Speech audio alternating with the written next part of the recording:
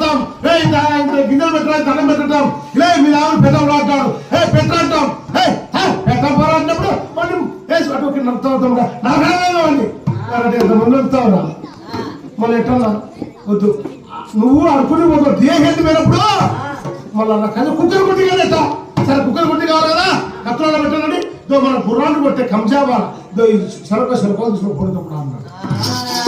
అన్నమాట దేవదాట తమ్ముడు కదా సర్లేదని సరక సరుకోల గుర్రాలు వేసుకున్నారు. ఇద్దరు సొమ్మిదినారు పిరోజాడు మరో గొల్ల పల్లెకే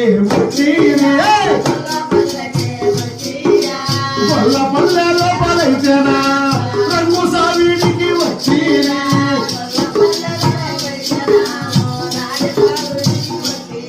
అయ్యా ఇప్పుడు పూర్వకాలము ప్రతి ఊళ్ళో ఊరాకి ఉంటుంది.